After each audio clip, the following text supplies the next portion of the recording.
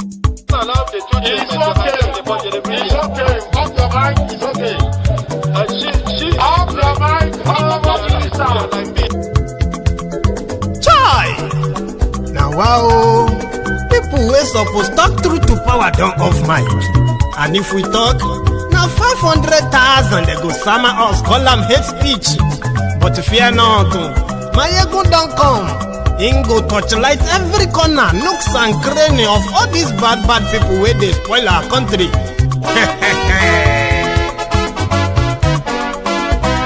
So my people make we loud, oh, yo, yo.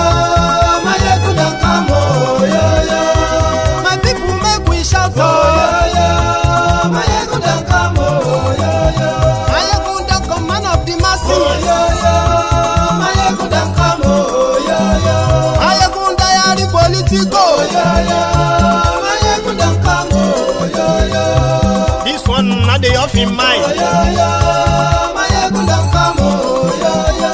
Can in the touchlight every corner, oh, yo, yo. Maiyegun don't come, oh, yo, yo. Okay, some people be they holla say they want the power. Chai, them be promise us say we go get light and power. Nah. Them hustle sote they can't get the power. But now they know they do anything with the power. Sure. Every day, dollar just they get the higher power over naira. Still them talk say make we off mind. But thank God say Maiyegun don't come. So my people make you loud, oh, yo, yo. Maiyegun don't come, oh, yo, yo. My people make we shout, oh, yo, yo. Maiyegun don't come, oh, yo, yo. Maiyegun don't come, man of the masses, oh, yo, yo. Maiyegun don't come, oh, yo, yo. Maiyegun diary Politico, oh, yo, yo. Maiyegun don't come, oh, yo, yo. This one not the off in mind, oh, yo, yo. Maiyegun don't come, oh, yo, yo. Person where they do evil, no one make person talk. Them say that Maiyegun, that man too they talk. He too they talk. Say Maiyegun diary, he they hot like pepper. But every day then they take money in bulk. Poor man picking, they the street they hawk. Still them talk say make we no talk. But thank God say Maiyegun don't come. So my people make you loud, oh, yo, yo. Maiyegun don't come, oh, yo, yo. My people make you shout, oh, yo, yo. Maiyegun don't come, oh, yo, yo. Maiyegun don't come, man of the masses, oh, yo, yo. Maiyegun don't come, oh, yo, yo. Maiyegun diary Politico, oh, yo, yo. Maiyegun don't come, oh, yo, yo. This man not the off in mind, oh, yo, yo. Maiyegun don't come, oh, yo, yo. Aha. Now you not done here, oh. All these bad politicians, then we call themselves politicians. Where they thief our money, we no want to make the common man get waiting supposed get for this country.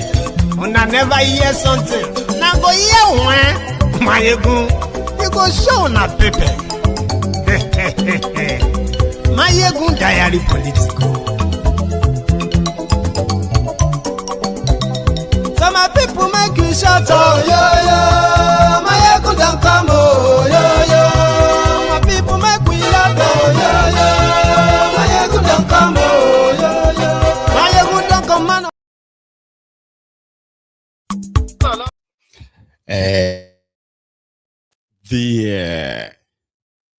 So good morning to you, good afternoon to you, and a good evening to you from wherever you are joining us. It is Maiyegun live. Yeah, thank you so much for joining me. Yeah, so after reading the caption of the broadcast, please read the description of the broadcast as well. Then like it, share it, invite your friends, but not so friendly friends. Tell them to join us. That Maiyegun is live.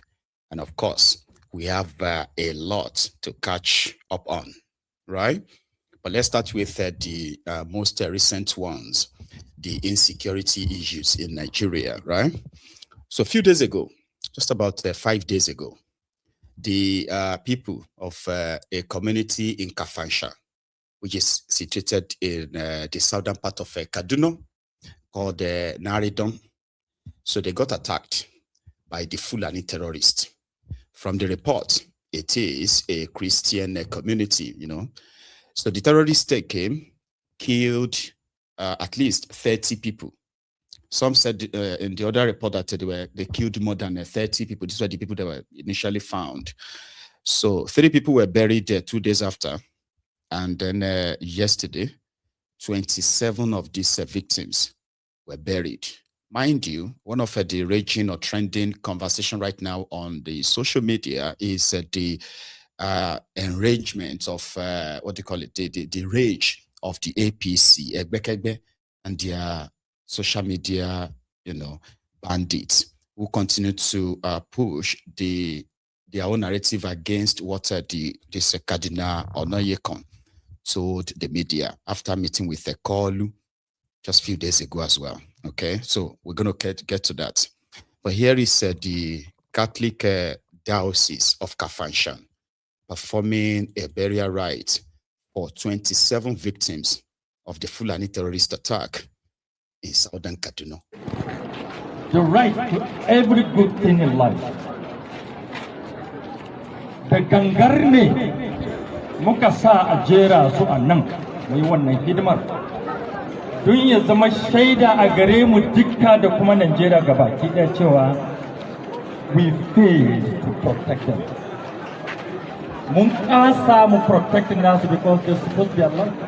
Bai kamata su mutu yanzu ba. I am here to stand with these wailing mothers. Waɗanda baƙin cikinsu sai waɗanda sun taɓa yi ne za su sani. How a mother buries a child. I am here to stand with them. Na zo nan don tsaya da duka ku iyaye mata. The right to every good thing in life. Da gangar ne muka sa a bodies of the victims, which includes women, children, elderly, and all of them slaughtered. So then there is another Catholic priest who was also macheted or killed just last night. This one happened there in Kogi. Okay, so his name, from what I have here, right? So his name is Reverend Father Samuel Opeyemi Oyetoro.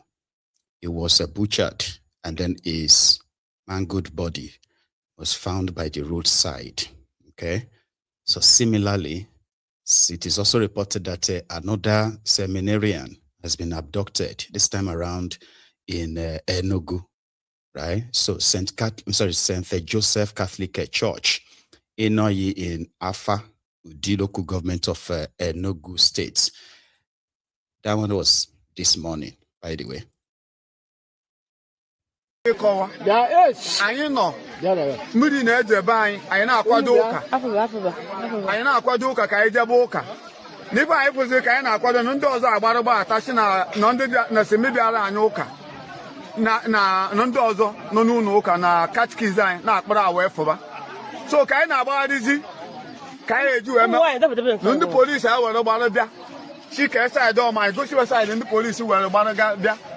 So ka anyị niile boys Atioko Aibobedo, Master Fanchani Nebuche Egbe, for the 7 in number, Pabuche AK-45. Fanchani Nebu, I knew back and Kitaneka, don't worry about it. No, you tell you can't take you to my side. I can't get a kind of one. And you can't back up to one kidnapper. And you can't back up. I need to win it. I need to win it. Never boost. I need to win it. Never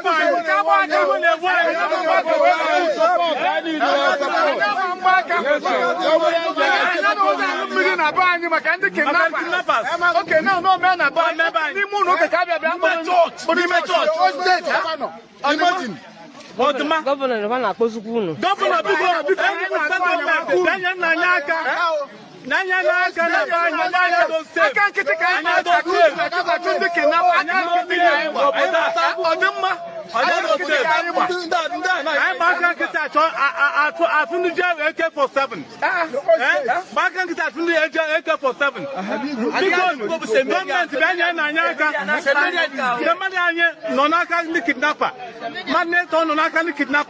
Because government bịanye n'anya aka n'afọ bido a na-eme ya bụ na Inoyi afọ ka ọ na-eme. Gọvanọ Peter Mba kpọba n'afọ anyị. Gọvanọ Peter Mba bịanye n'anya aka o.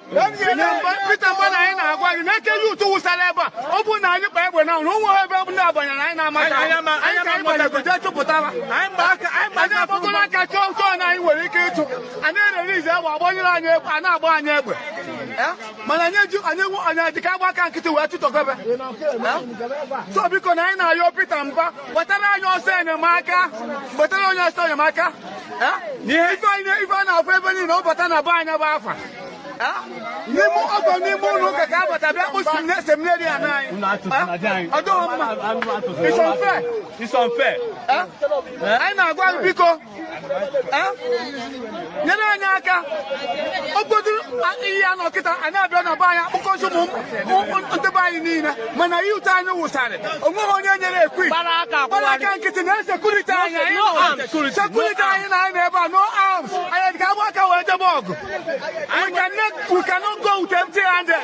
Peter Mba, do something for us. Do something. We are begging you. We are begging you, Peter Mba, do something. Chairman who's the local government.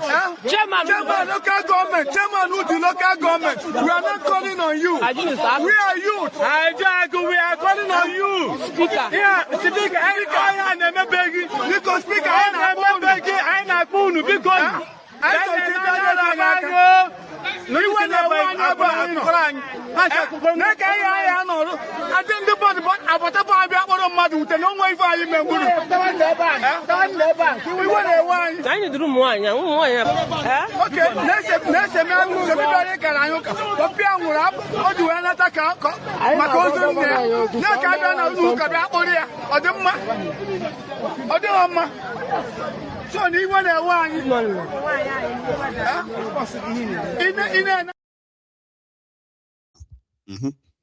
So that was this morning when armed terrorists allegedly attacked this Catholic church in Udi, and they kidnapped the seminarian there, probably the reverend father there, right? And then they also kidnapped the members, some members. So right now their whereabouts is still unknown. Okay. Meanwhile, 2 days ago, thereabouts, the Catholic, what do you call them again? The Catholic body of Nigeria, all these bishops and the rest of them visited Kolu. And in their own presentation, according to Cardinal Onaiyekan, right? So he said they went there to try to tell the president about the situation in the country. And their own effort is to let him see how things are. However, those who surrounded Kolu, they are painting a very different pictures for him, in the way that he doesn't really believe that Nigeria is bleeding. He in fact believes that Nigerians are now, that the standard of living of Nigerians is sort of like improved so well. The economy is stable, the blah. And most importantly, he is very much hell-bent in winning the 2027 elections, to the point that all of this don't really matter to Kolu, not what you and I are seeing, because they are seeing different things entirely. So Kolu is very much adamant on winning. Yeah. Even if you have to conduct a free and fair elections, right? With what they observed, that he was in fact visibly angry at a point. Okay. So initially when they met, right, the Tinubu's team, they shared the videos of that meeting, what Kolu told them.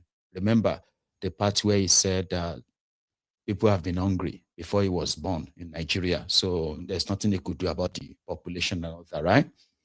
And then I kept telling them that all is fear in politics. Yeah, all is fear in politics. He's not going to roll out a red carpet for his own political opponent or enemies, the blah. Well, I'm going to share that part with you, as well as the follow-up, the reactions. For example, where Dane Bulaya actually came out to say the Cardinal only speaks for the Catholics, doesn't speak for the Christians. again, wherever they can't have their way, they will create a division of factions and push the narrative around, along that line. So it's happening. But how did that start, right? I'll show you. So they visited him. Afterward, he was invited to arise to talk about what they felt or what they saw. The guy they met, which is Tinubu, and, well, Cardinal Onaiyekan. Well, let me come to that political climate, because the Catholic Bishops' Conference warned against what it described as the creeping danger of a one-party dominant state. What was the president's response to that? Because his party, the APC, argues that if opposition parties are weak or fragmented, that is simply politics at work, and they shouldn't be concerned if their party becomes overwhelmingly dominant. I mean, that's a political advantage for them, not through their own making. The position of Mr. President came very clearly in that statement that he made. In politics, all is fair. Is that true? If that is what politics is, that in politics, everything can be done, provided you win election. Well, clearly that's not correct. That is not correct. If that is what was said, then it is certainly not correct. That is not. When we heard it, there is propriety in everything, and they ought to. And that is what we are worried about. We are worried about the fact that we see clearly that our government is bent on winning by all means. And unfortunately, they have a lot of means at their disposal to win. And they are deploying all those means in a way that eventually, even if we had a free and fair election, the votes of the people may not count. But we gave two warnings. Right. We gave two warnings. The first with the one you mentioned. I'm trying to remember now. But the second one is that if we do not rearrange our election system to make sure the elections are really free, fair, and credible, it can lead to difficulties. Right. I mean, you talked about the dominance of a one-party state. Okay, yes. And then we want that the country doesn't gain anything by a one-party state in a so-called democracy. There's nothing. Of course, we are not expecting Mr. President to help the opposition to defeat him. No. But the point we are raising is that even though the president has all the powers of incumbency, he is in the election. He is a candidate like any other. He is a candidate like any other. And that is why we call our electoral commission independent. Now, there are doubts in some quarters about how independent this electoral commission But he talked about the electoral commission. He said so. That he said it was independent. He said so. But like we also said, words are not enough. Yeah, but his point was that it is independent to the extent that, according to him, he's not interfering in the matter. Now, whether the INEC itself decides that because they basically are working under the executive that's in power, that they're going to do the things that they think will help that executive. I mean, I suppose his point is that that's not his making. In other words, that the key point here is whether he himself is interfering in the process, and his argument is that he's not. Well, the Nigerian political system, the way it is now constructed, precisely is leading to a situation where the INEC cannot be independent. The chairman and all the members, all the commissioners have been appointed by the president. Yes, it does raise eyebrows. Now, and the idea, the presumption is that Mr. President will appoint independent, impartial, wonderful people. But when on ground, we see that all of them are not only politicians, but members of his party. And which means we have a situation here of what in our religion. Well, they argue that, I mean, they're not members, they're not members of his party. They're simply maybe people who some argue maybe sympathize with them, but they're not actually members. I mean, the INEC chairman is clearly... Until we find a system where the membership of the Electoral Commission is put together not by Mr. President, but by a truly independent entity. Yeah, that would remove the doubt. And that is not an impossible thing to do.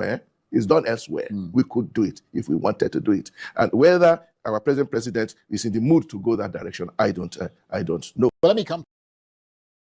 No. I mean, the APC Egbekegbe's argument is that it is if Tinubu is benefiting from a system that is compromised, right? That is not his own fault. the fact that the one that brought him to power, the INEC that brought him to power, it didn't even appoint them, right? So the one is going to appoint, which is obviously expected to work for him. The power to make that appointment, he inherited it. So you can't ask him to take it out, all right? And then I give that to who else? That is their own argument too. However, the point this cardinal was kind of like making is so also late. If anything, if there's anything at all, right, it should have probably started from the moment when they are doing their constitutional amendment, that fake constitutional amendment they did then, right? And then when they did their electoral act amendments, all of these are the foundation where whatever INEC, APC, and the rest of them, whatever they ended up doing in your 2027 charade, the foundation was laid months and maybe even years ago under them. They were doing it. They were not hiding it. So people like this Cardinal and other maybe civil society organizations that want to speak on what or how Tinubu is going to use the power of incumbency to rig himself, right? A lot of them should probably have spoken up months or years back. But right now, it is so late that Tinubu doesn't even have to do anything. In fact, most of the supposed institutions that are meant to prevent any form of a compromise in your elections, they are all on board. When you get to catch some of them, you see where they are singing the on your mandate. We have many of them as well who are like openly, right? Openly supporters of APC Egbekegbe with evidence, and they have been appointed and approved to be part of your INEC in different parts of the country as we speak, right? So that power to do all of that has been granted him. So it's late to change that, I think. But when it comes to other things like the insecurity issue, which was part of what they discussed there with the call, categorically told them that when it comes to that of insecurity, it is what it is. The security situation is what it is. We don't have another country but here, this Nigeria. And we revert to our national anthem. In this complexity, diversity, we shall thrive, live, rejoice, and be good to all of us as humanity.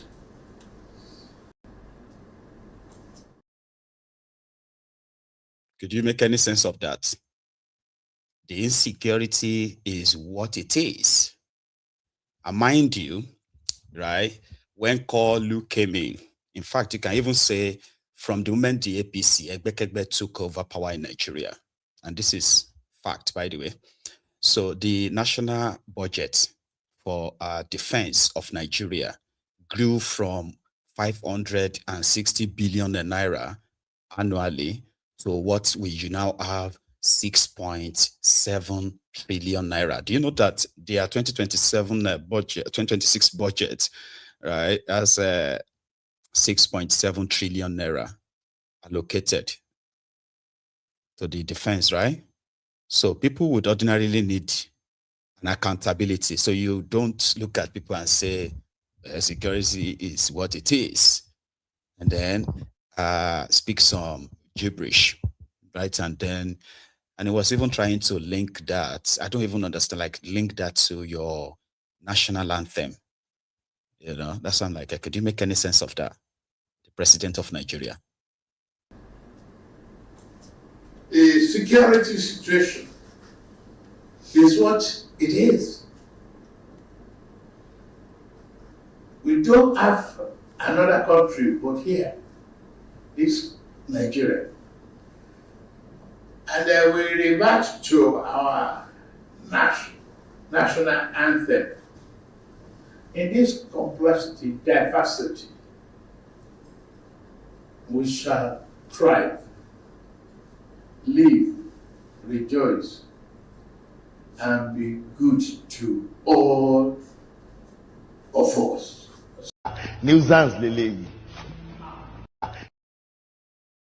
Now, and prosperity, solidarity, we rejoice. Like, what are you talking about? So Onaiyekan then said, to be honest with all of you, the guy they met, because all of his goons were around. You may not see them on camera, okay? They were all around, jumping from like here to here like that, while he's making that gibberish nonsense statement, right? So according to him, he said, they were painting a different picture to call. Remember when the recent interview that Peter Obi granted, and he was referring to a solar-powered bunker, which seemed to be where Tinubu lives, and people just go in there as deities to worship and bow and all that. So Onaiyekan said that they did not expect that kind of truth, confrontational kind of engagement with this Catholic council, because they were pure reading out their own prepared speech and all that. They were reading them out, and all of this are so in contrast with what Tinubu and his goons believe inside the Aso Rock. Everything is fine, everywhere plumb, everywhere. Sure you get. So, and therefore Nigerians can understand why Tinubu is mostly indifferent. He will say something about, I know it's hard. I know people are blah, blah, blah, blah. But the good news is that a lot of people are better off now than those who are not. Onaiyekan. You asked me, how did I see the face of The president in reaction. I was not surprised that he was not looking very happy.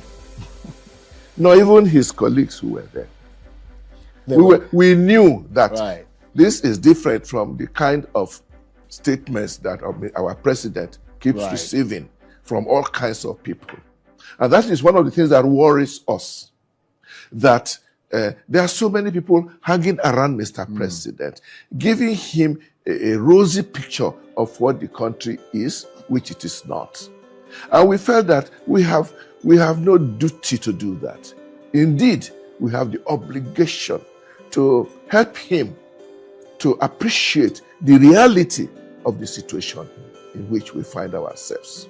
And that is the reality that we painted, which I know is not the kind of thing that he wanted to hear. And the reply shows very clear. I'm concerned that your cross is going over your microphone. Okay. Yeah, sorry, go on. Yeah, and you can see his reply. We left that hall, both sides, knowing that, we said what we had to say. He said what he had to say. So was it a frosty meeting? Would you describe it as fairly frosty? Because, I mean, many Nigerians have become accustomed to polite meetings between religious leaders and political leaders. When the nation is bleeding, you can't expect a polite meeting with the head of state. We need to let him know. And his reply is that the nation is not bleeding. We told him our economy is not helping our poor people. He told us the economy is doing fine. Practically speaking, he told us quite clearly that he did not agree with us. Again, I said, we're not surprised. We didn't expect him to agree with us. We have done our duty. We have delivered our message. And we have a feeling that somehow along the line, somebody will show him. If you ask me, how did I see the face? Yeah, that. So they were supposed to just go there and appreciate him, like, sing for him and praise him and say, you are doing so well. The economy is better. Our people are now employed. Electricity is now stable and constant. And in fact, there is no more insecurity that much. And we want to say, well done. Okay, you are such a genius. That's what people go there to say to him. Yeah, you're not expected to have access and come and tell Tinubu that he is failing. No. And that's what those Catholic council, that's what they did. They told him that he is failing. And he also responded and said, no, I'm not. As part of his gibberish that he spoke while he was addressing them, I needed to study his body language and all that. Sure, you get. And then you can say, I believe that man is actually saying the truth. You get that now? Like, and the reactions that followed, though, in one of his gibberish, right, he had this to say, responding to them. Before I was born, there was one guy in this country. And I have no control of the population development of Nigeria, trajectory. That is why you have membership in your various faiths and churches, to give hope to people and give commitment to humanity and the true sense of it. Before I was born, there was one.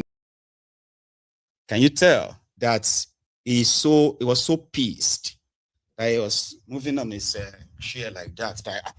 What is it? What do you want me to do? I mean, all of you too, at least you are churches, you are supposed to go and feed the poor, okay? So you are here telling me that, you're telling me that I'm not doing well. What about you? Why don't you go back and feed the poor? Immediately, the Ronoku speaked on that. That's what they did. They started accusing these Catholic churches of, they are the new Catholic churches. They are politicians. They were sent to Tinubu by Peter Obi. One of them actually said that they were sent by Peter Obi to go and tell Tinubu like that, to go and criticize Tinubu. We know that they are all supporting Obi. That's what they said. Okay? They said the Catholic churches used to build schools, free education, the blah. So, but these ones, they were just criticizing. They're just criticizing Kolu. In their own defense. Because to Kolu is like, what else do you want me to do? I've given the state money. I've given the shitty boys movements. They are all sharing things, and I've shared rice all over the place. What else do you want me to do as your leader? What have you done? How many bag of rice have you shared? Kind of. I mean, they did send a bag of rice to a Catholic church somewhere in the east. Just before the close of Mass this morning, I announced to parishioners who break through the rain to attend Mass this morning that they should come to the mission house, to the rectory, that I have something for them. So they are going to come immediately after prayer. They are done with prayers after Mass. They are going to come this morning. They came under the rain to attend Mass. So they will be coming here. And what am I going to give to them? I will be sharing rice for them. I will be sharing a bag of rice for them.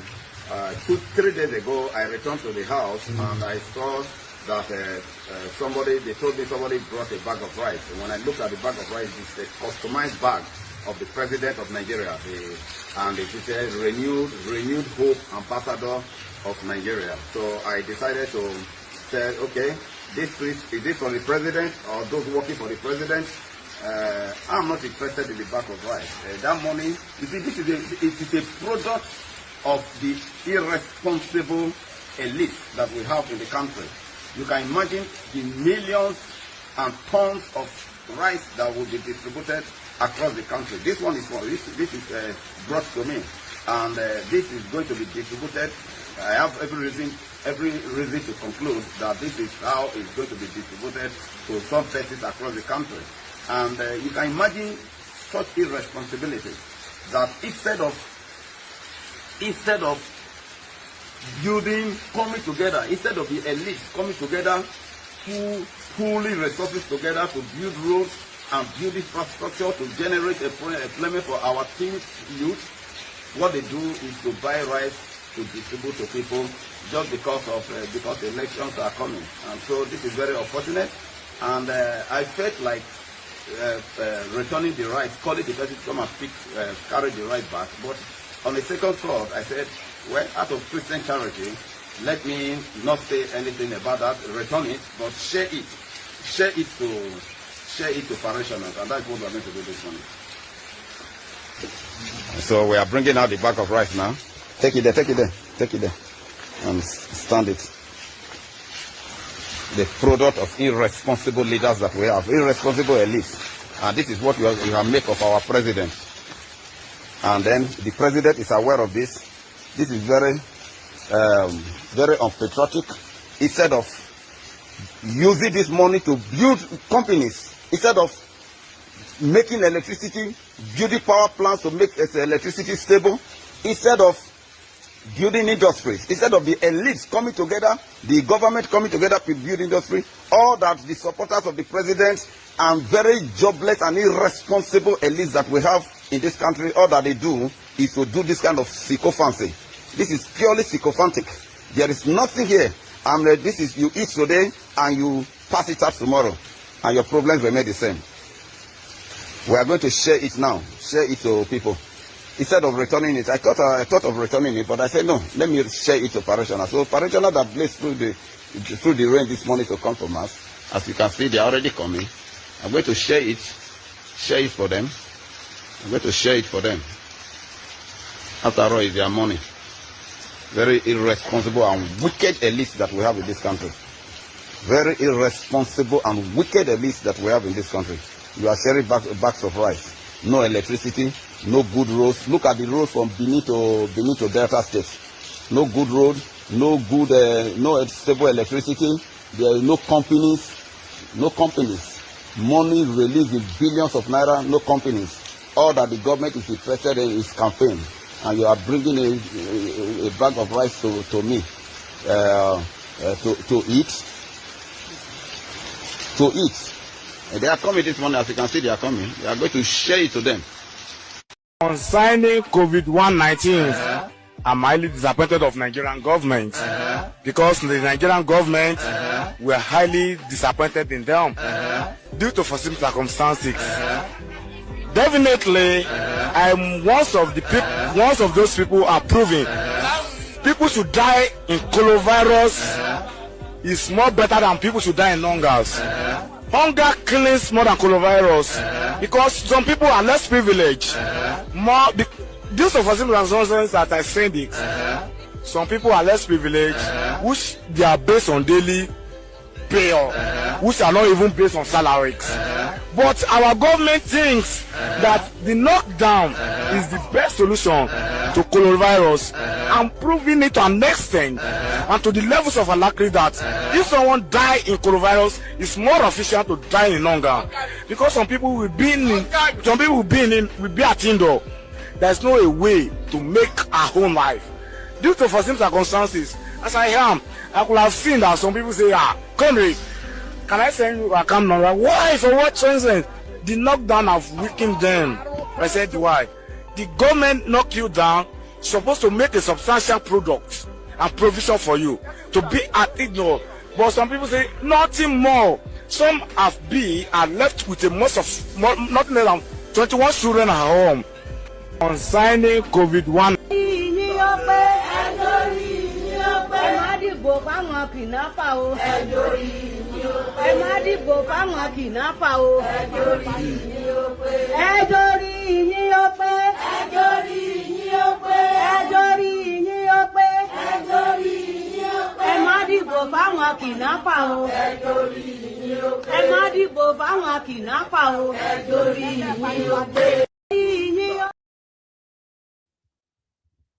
Yeah, because to them, they actually believe that once you provide a cup of rice or packed rice, right? So don't worry about this one speaking English.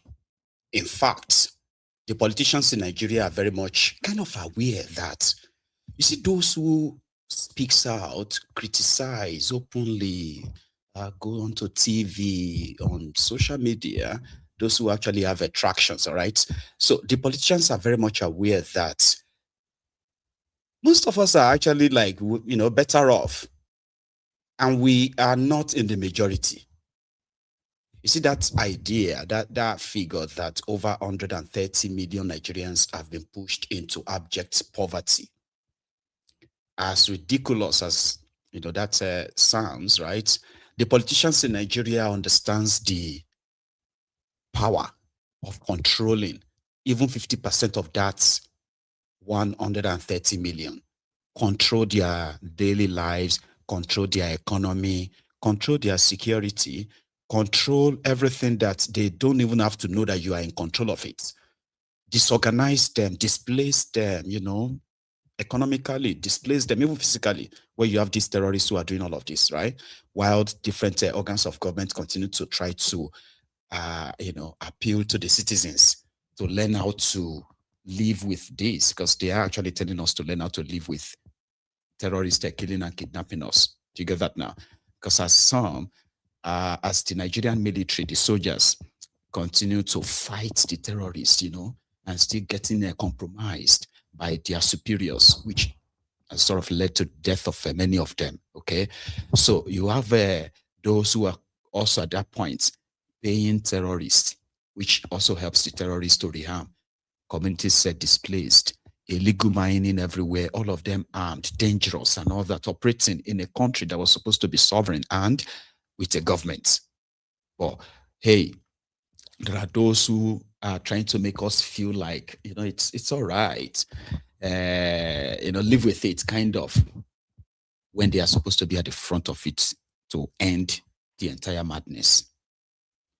Right. So then you have Atiku, okay, who also somehow believes that they may not have the same resources like a Kolu, because to Kolu, they don't really need 50 million Nigerians to buy into whatever. No, they will be forced to, okay? And at the same time, in order not to lose control, you still have to make sure that you control how that number of that poor people will decide who keeps power or who lose power. So in this instance, they are in control of all of that. So even if you, that is complaining like me, that continue to try to say we are trying to open the eyes of the people, majority of us are a little bit better off, okay? Some of us can still feed ourselves, you know, pay our bills and even help others, okay? But when you now compare your number with that of those ones they have economically enslaved, directly and indirectly, and the rest of that, you will see that you are always going to be overwhelmed in that sense, okay? So Atiku and the rest are appealing to these poor Nigerians who can easily be swayed by a cup of rice, 1,000 naira or 5,000 naira. And no matter how much you preach against it, right, they are in the majority that don't believe what you say. Because to them, you are kind of like speaking from the position of privilege. And that can be true. A lot of us are speaking from the position of privileges. Some of us are even speaking louder, complaining like louder whenever our own comfort zone is affected. Others are just making the comments in passive, like in passing. Yeah? Well, whereas I think, Atiku, appealing to you, to those people that usually say their votes. Your vote is far more valuable than any amount of money a politician can offer. Do not exchange 4 years of your future for one afternoon of the inducement. A bag of rice will disappear. A few thousand naira will be spent. A campaign t-shirt will eventually fade. But the consequences of electing incompetent leadership will remain with you long after the campaign has ended. When you sell your vote, you are not merely exchanging a ballot paper. You are surrendering opportunities that belong to your generation. You are surrendering better schools, better hospitals, safer communities, reliable electricity, more jobs, stronger economy, and a government that truly works for everyone. Never underestimate. Your vote is far. And I remember when Kolu once replied, this was during your last charade in 2023, right? Kolu responding to Atiku back then. Atiku used the word Muslim and say,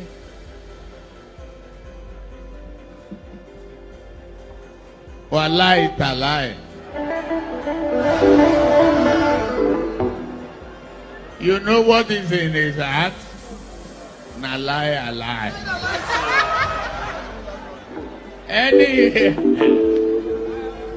Anytime you hear people say Wallahi talai, just reply and say, na lie, you lie. Kaiga zigara ozumi, kaniko kana fana chiani kamba. Kaiga zigara ozi, ozoma aibana.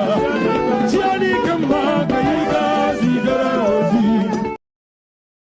And where Atif could say, Wallahi talai, just replying with na lie, you lie. Anyway, back to the same as old rock. Tinubu, who is now a grandmaster in lying, a chief liar. Because, you know, when you lie to people for so long, at a point, you might probably start believing your own lies. So, Olubadan of Ibadan led a delegation of traditional rulers to go and visit Ekolu to thank him for two things. I think one, for the rescue of the Orire school children in Oyo State. And the second one, to thank him for the concrete road that he's currently doing, passing, in Oyo State. So two thanks. Then Kolu, in his usual boisterous, kind of like, they actually have one for it. It said it is a boisterous, incoherent, sort of shameless confidence, so to say. All right. So he was telling them the story of how they rescued the Orire children incoherently, but you can piece the whole nonsense together and then just laugh. So he said that the terrorists made demands, which included the release of their arrested or imprisoned fighters, as well as money. They asked for money and other things. But he just said, no, he is not going to negotiate with any terrorist. Meanwhile, they have the geographical map of the area. They were monitoring the blah, blah, blah.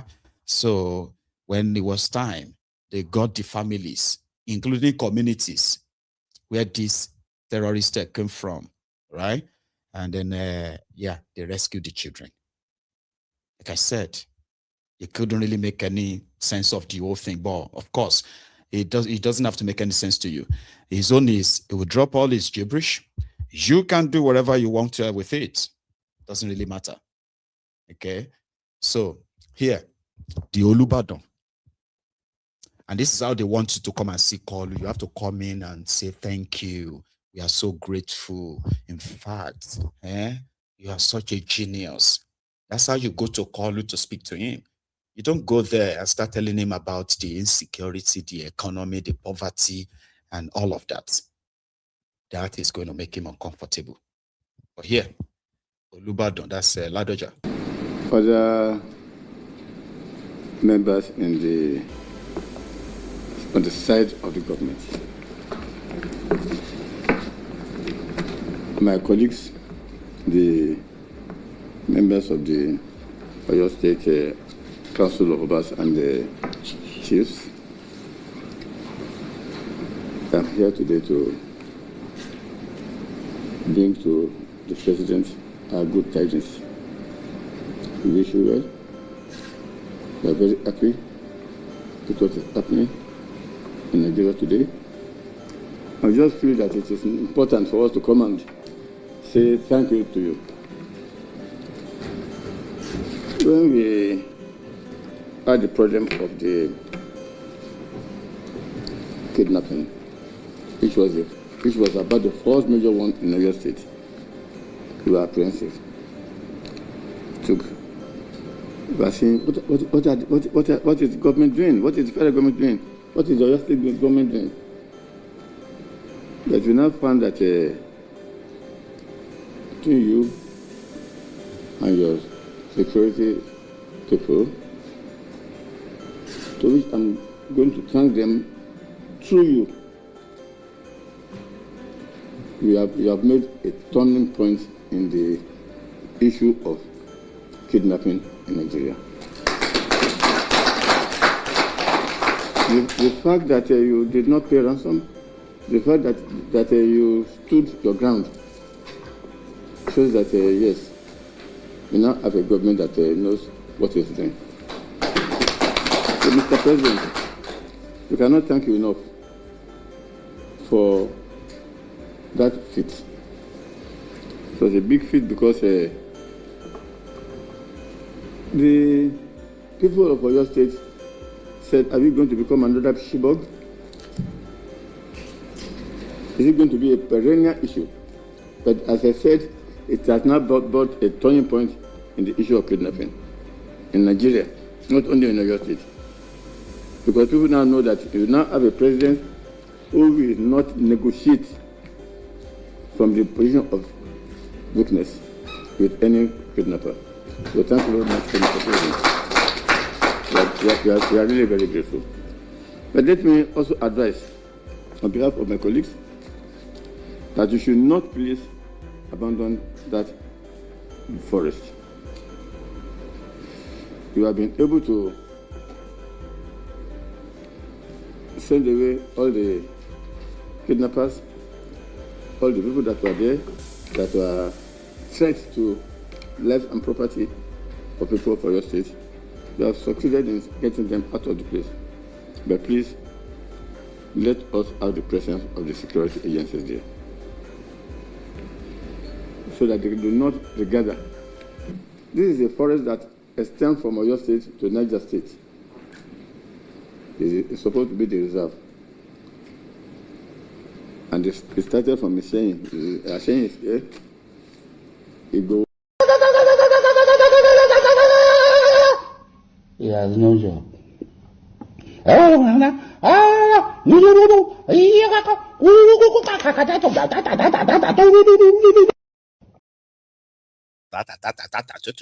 Like that. They're not going to ask him and say, oh, Mr. President, we appreciate the fact that you say you didn't pay ransom. But the information we have is that the school children and their teachers, they were not rescued. They were freed after negotiation. There was no gun battle. There was no arrest of those who kept them for 57 days and killed 3 people. So we would like, because in the state government currently, they are a little bit worried that what happened in your state from the start to the end could actually have the hands of those who are working for Tinubu in it, up to the point of negotiation, the payment of negotiation, their release, and the rest of that. So they are questioning that. They believe that something is amiss. That's the state that that man came from, the traditional rulers. So he's asking him to let the security guys remain in the forest, even though he has already removed the terrorist. No, he didn't remove the terrorist. Ladoja should know that. But they can't say that to his face. Because what his own security guys told him was that, oh, we have taken care of it. We have rescued the children and the terrorists and all of that. They went to Suleja to go and bring people who are chatting on WhatsApp group as those who planned the terrorism, the kidnapping in Oyo State. Within a week, they convicted them to life imprisonment. Even though those ones cleared, they pleaded not guilty. Like, how could people who are like chatting on WhatsApp group be responsible for keeping the school children and those terrorists who kept these people for 57 days? Not a single one of them is in custody, not a single one. And not a single one of them is dead. Not a single one. So we're asking that, why was that? They said we shouldn't worry that they have been released now. We should praise Tinubu. Makinde did not go to Tinubu for help, but he has to use all of the. But the question is, there is a $9 million calculated to have been paid to this terrorist who took the children in Oyo State. How about that? But you can't say that to Tinubu. And himself, who believed that the terrorists who kidnap school children in Oyo State, they won't kidnap again. Ladoja was saying that there's no more kidnapping, there's no more abduction and all of that. That's not true. But that is what Kolu wants to hear. Anything short of that, you are now probably working for the opposition. You shouldn't say that. You should appreciate. When you see Nigerian soldiers, you have to thank them. You have to appreciate them. Of course you should. I mean, under no circumstance should you be hostile to the military. I mean, the politicians who have compromised them so much, put all of our lives in danger, right? Believes that they are immune from the consequences of their actions, okay? Because even their actions have already cost many of these soldiers their lives too, still costing them their lives. And sadly too, right? When they get killed by these terrorists, okay, the military will hide their death most of the time for weeks, for months, right? That some of these people will have to see their own loved ones, their mangled bodies on social media to recognize, oh, they've not heard from him for the past 8 months. But yeah, he's dead.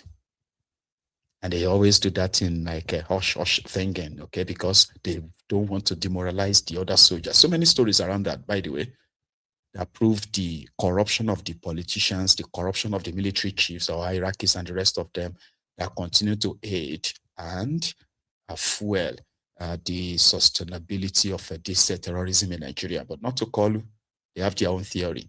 For example, congratulations on the Orire Oyo State's rescue that succeeded. I think we succeeded with your support, prayers, and I agree with you that we should commend the men and women of the armed forces for their excellent performance. On behalf of them, I accept your message, and I will forward the same thing and this same message on. As we emphasize the question of security, that each event teaches us new methods, open our eyes, challenge us to examine and re-examine our architecture, our strategy, our map and operations.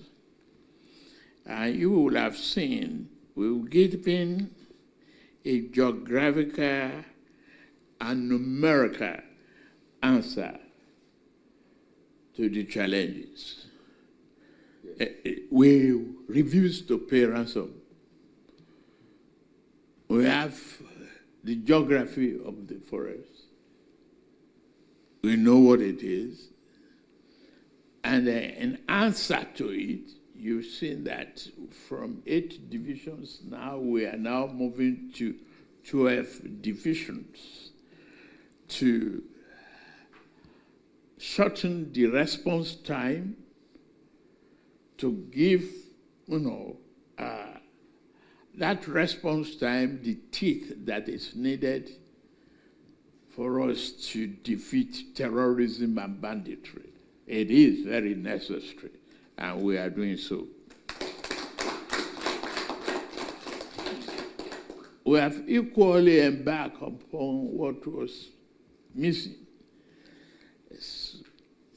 Several decades of fears and uncertainty about what to do about security at the local level will be corrected. There will be state police. And that state police, we have a guardrail from abuses. We will protect it from abuses. And you traditional rulers, too, we have role to play more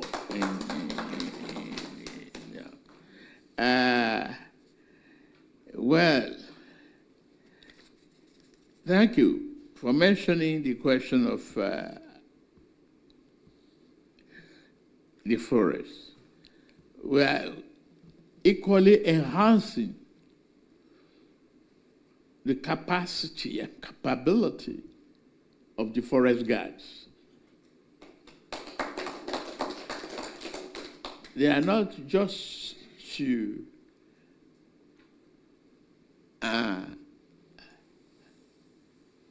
chase antelopes and animals.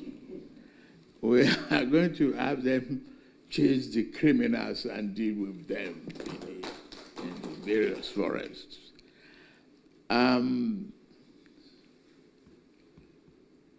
It is very important to let you know that the it was gibberish time. Okay. So, yeah, I mean, the idea of expanding the Nigerian army divisions from 8 to 12, but that's a good idea, so to say, even though the military are not supposed to be fully engaged, involved in the internal security of Nigeria if it hasn't collapsed or been described to be so, designed to be so. Okay. So when Dan Bazal was the Minister of Defense under Bokwari, he developed a memo that they took to Bokwari for approval. And then from Bokwari's directives, right, they went as far as going to the National Assembly to amend the Constitution. And what was that all about? It was to now hand over the internal security of Nigeria to the Nigerian army. So it is not by surprise that you see them draw military out to come and suppress any form of a protest and all of that. But when it comes to the same army respond to terrorism or terrorist attacks, so to say, right? They are mostly nowhere to be found. I mean, because they have to wait for another. Somebody needs to give the order. And if that is not forthcoming, they just sit duck. And sometimes people have actually, victims of different terrorism attacks here in Nigeria have also shared their own disappointment where they had military checkpoints or military sort of like stationed near some of these towns. And while the terrorists are attacking these communities, the military will just look away or suddenly just disappear. We have evidence of that too. So expanding them from 8th Division to 12 by that kind of logic means you have more military formations in the areas that were not really covered before. And that should be a plus, Abi. It simply means they are bringing the military closer to some of the ungoverned areas, because most part of Nigeria, most part of Nigeria has become ungoverned, controlled by different terror groups, illegal miners, and other wannabe kidnappers too, the copycats, so on. So everybody just seems to be like living in a minefield. So you have to be careful where you step, or else it just be your last. That is what the APC Egbekegbe, that's what they have created in that Nigeria. And that's what they are maintaining too. Like they have sustained it for over a decade. So they are confident that, you know what, maybe this is just going to be your reality. No matter how much a lot of people are showing surprise and then a shock, somehow, a lot, majority are almost indifferent now. You show this shared body of the victims of terrorism in Nigeria and all this horrible stuff, right? Some people are no longer moved because they have become so used, so accustomed to a lifestyle that used to be alien to us a decade ago. But here we are. So if you are describing a peaceful Nigeria where there will be no terrorism, there will be no kidnapping, to an average APC person, right, you are describing an impossible. Now you are describing something that is, you are describing an impossibility, right? Something that is so impossible that there's no way Nigeria will exist without all this terrorism. Let's just pray that it is reduced. Man, we never used to live with this terrorism. the fear of it or even the reality of it. This wasn't our reality. The last 10 years is our reality. So telling them that this should stop to them, whatever it is right now, just manage it because it could be worse. This is our reality now. You can get kidnapped, not because you are traveling, even while you are in your own bedroom. And then the president of the country would then be running with what you can easily call a lie that by all means, by all evidence, does not correlate with what really happened. Listen to him. It's very, very important. And I want you to take it with to our people to be extra vigilant, to look at things critically, know their neighborhoods, know their areas, report strange people. We refused to negotiate for ransom, negotiate. These criminals wanted us to release from detention members of their criminal gangs that were already arrested. That was one of their conditions, outside of the money they're looking for. And we said, no deal. We are not going to negotiate with criminals.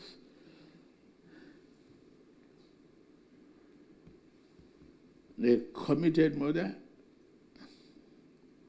and we were ready to finish with their families and members of their own communities. So they grew up somewhere.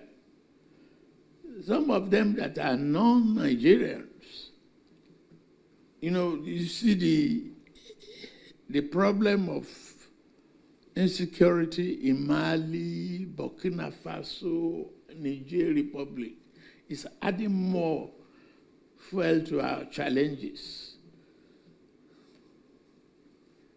In fact, that is why we must enhance the capacity of the forest guards as well as create the state police.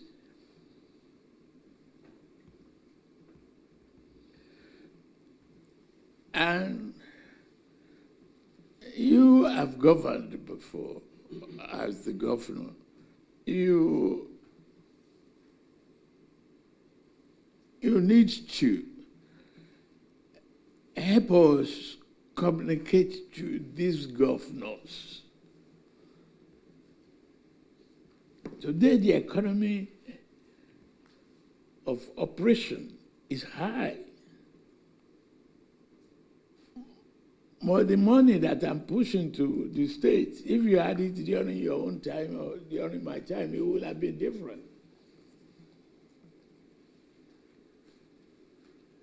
They are taking 4 to 5 times their money. In the past, nobody is borrowing money to pay salaries now. Pensioners are receiving their pay and gratuity. And they should do more to, instead of fly over where there's no numeric traffic, build roads and arteries, network to really enhance the quality of life and the accessibility of the security agencies to penetrate those areas. I will be calling meetings of so many of you traditional leaders to offer to listen to you and offer some suggestions. And throughout the country, I'll do that. Find time to listen to that. The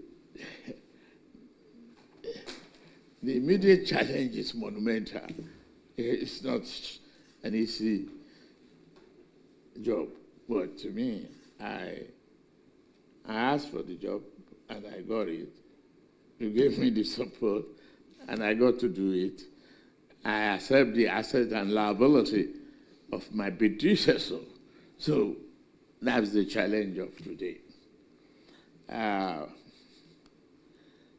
I'm glad you are here. I congratulate you on the peace and stability.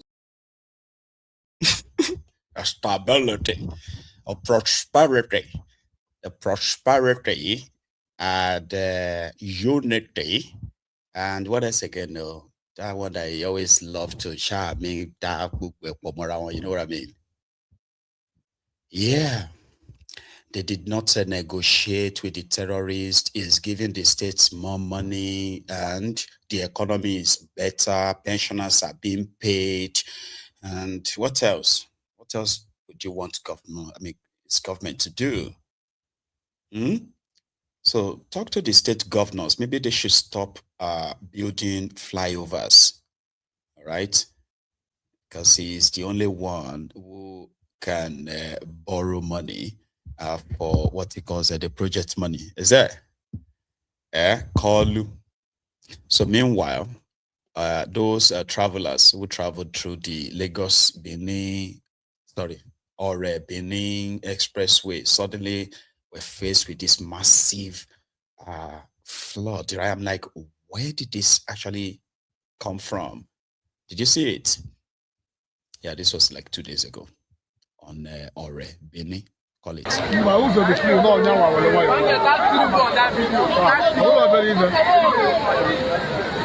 I'm not for the I will be smart. Come down and try.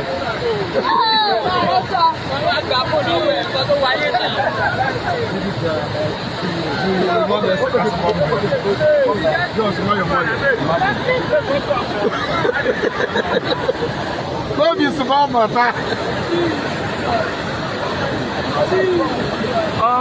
small, Jesus Christ. I'll call you back.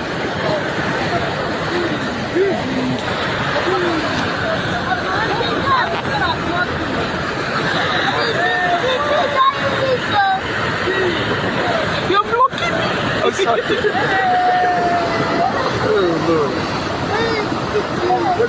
Come up here.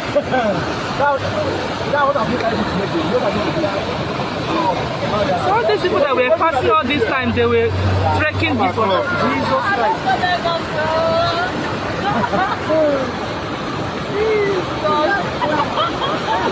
I cannot enter this one and walk.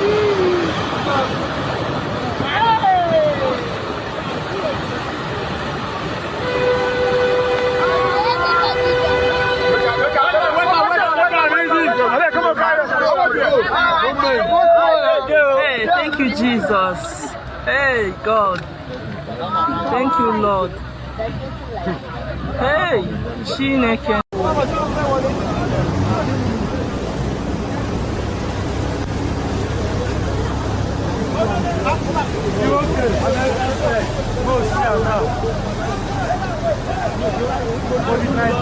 Before they will call those people for water. Only one love and someone love.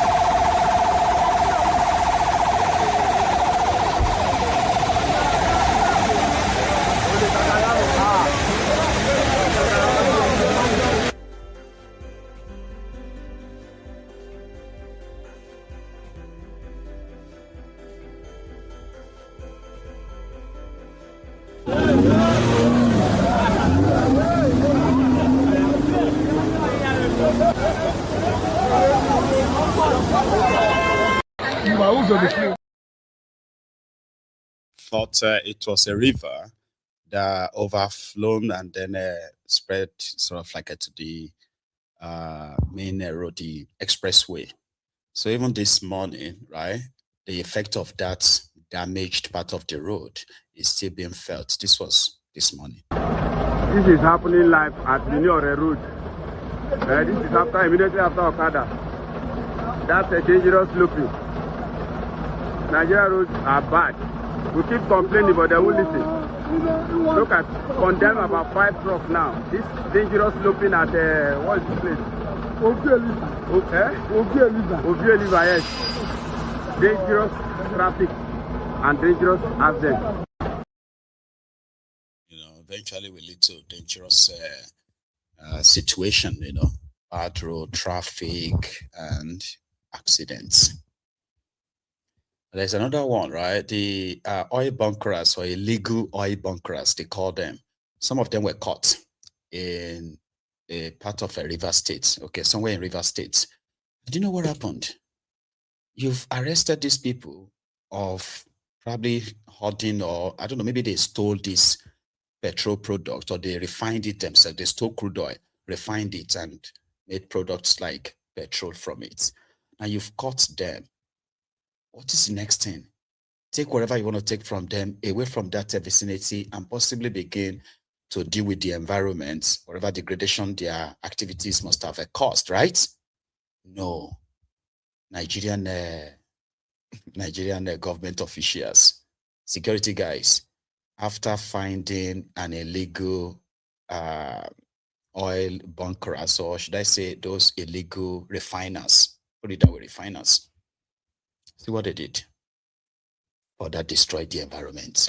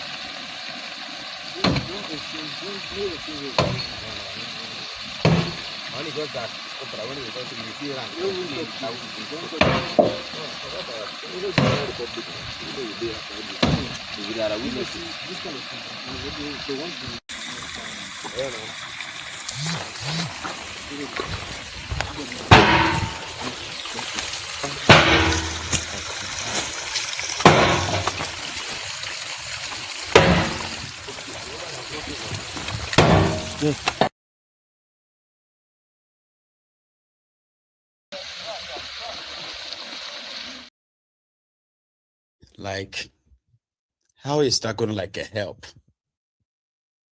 to further destroy the environment? Do you know how much it's going to take to clean that place up?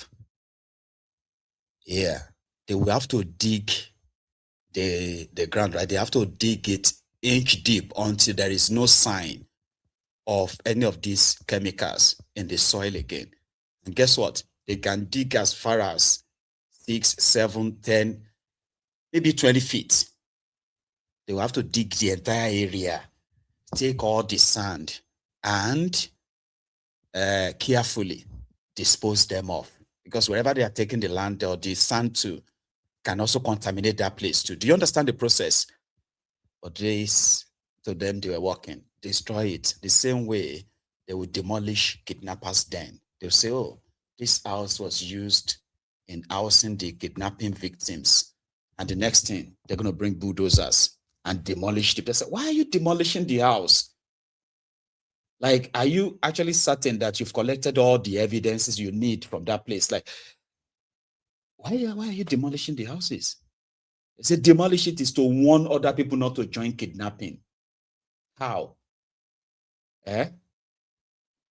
Anyway, your state, Makinde set up his own commission of inquiry to look into what really happened during the time the children of Orire local government area were kidnapped and their teachers, because they suspect a foul play, that something is not right, right? That the whole thing, if you put them together, it's not making any sense. So because of this, Makinde first called on the international communities on human rights, United Nations, to possibly look into what happened in Oyo State. He never told us what he suspects, and now he wants a commission of inquiry to do that. So they will now release their reports. So who's going to now act on the reports? For example, if their report indicts Tinubu the Nigerian or the office of NSA, Rebadu's office. So what's going to happen? Well, I've been asking that question though, right? But here, Makinde. Today marks another important step in our collective response to one of the darkest moments in the recent history of Oyo State. The abduction of innocent children and their teachers in Inoyi local government area was not merely an attack on the Auro, Esele, and Yawata communities. It was an attack on the right of every Nigerian child to learn in safety and on the confidence of every parent who sends a child to school each day. We remain grateful for the safe return of the victims. Yet our duty did not end with their rescue. Rescue, of course, brings relief. I mean, I'm sure Prof and the rest of us, we are relieved. But truth brings closure. Accountability and reform restore public confidence and help prevent a recurrence.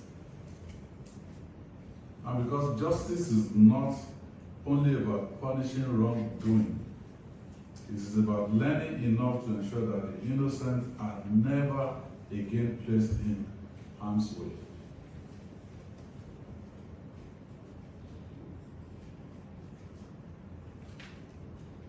There's a little bit of a story to this. My own father actually taught in our Dada in 1959. He was at St. Luke's. I think they sent him out there for teacher training. So he was there. I was born 8 years later. Let's just assume that he got kidnapped and he was the one beheaded. I never would have been born. Well, okay, maybe by someone else. So it was for this reason that I called on the international community to support an independent examination of the circumstances surrounding this incident. That call was never about diminishing the efforts of our security agencies, whose sacrifices we acknowledge and appreciate.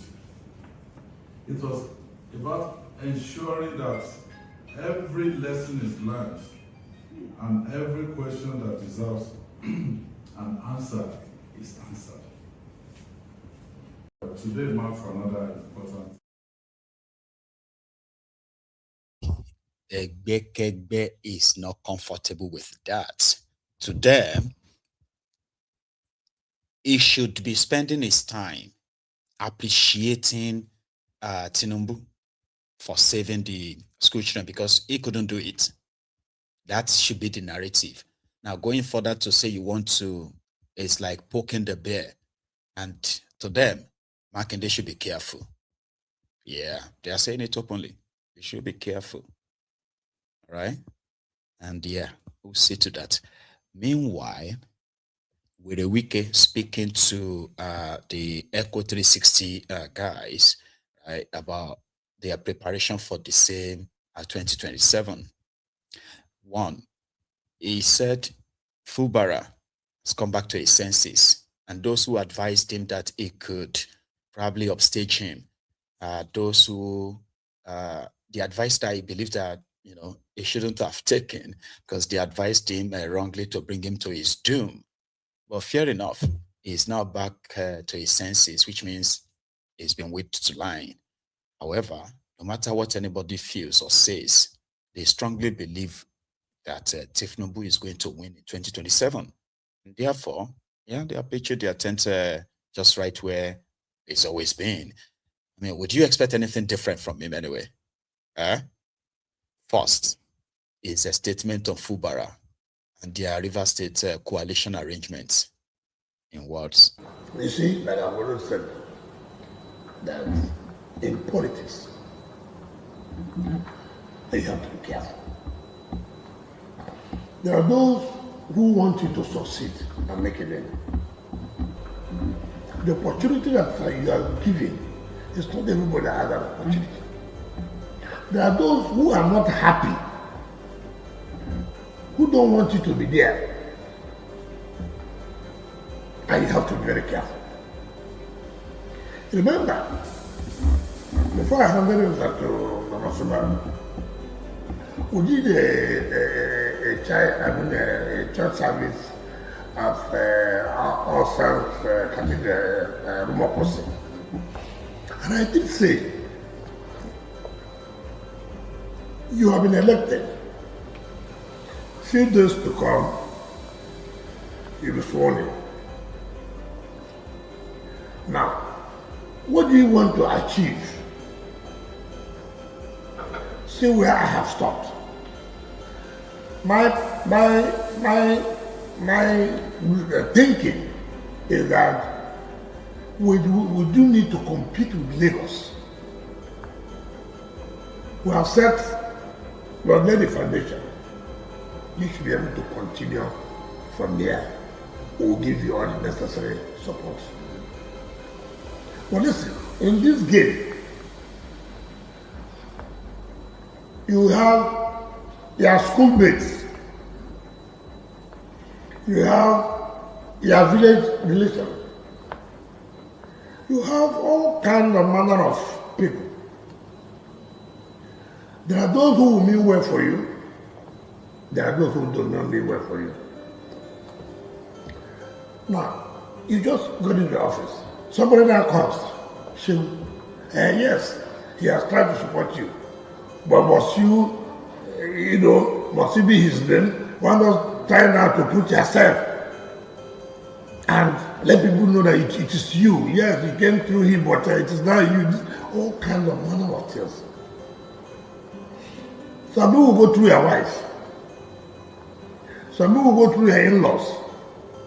Some people will go through your father, all kinds of things. So it not behoves on you to sit down very well to listen. This kind of advice now, where would it lead me to? You have to think well. If you make the mistake which he made by saying that yes, I can do it alone, those who gave me support, I don't care, I don't need them. Those who didn't want you will come in. There's no way anybody who didn't want you to be in a position will want you to succeed. No. So, Your Excellency, I'm sorry to interrupt. So, what if I hear you clearly, because Loretta Choma will be answering the question. The mistake the governor made was trying to say he wants to do it by himself. But he wanted to get and never trying to set up his own structure as against the structure that built him. And it was too early. In fact, it did not take up to 100 days. We saw it. We said something was fundamentally wrong. Forget about people who say, oh, they are putting pressure to bring money and this pity. Look. Were you asking him for money, Your Excellency? Sometimes, what in politics is that the moment you disagree on issue, the only thing you can use to get the support of the people is that they are assuming of money. That we have to answer it severally. And you see, I never lost focus. As a minister, you have said here that you have to astonish of you taking 31 days of commissioning and flag up, which no governor in this country has ever done it. But we were focused. I was not worried. But you see, he lost focus here. If it was money that we're asking for, we wouldn't have prevailed. All of say, look, This is a political group that worked hard. It will be too wrong now, too early, for anybody to give you this advice to say no. Look, what do I want? Minister of Federal Capital Control. Just like a government, I present my own budget. The budget of this year is about 1.8 trillion.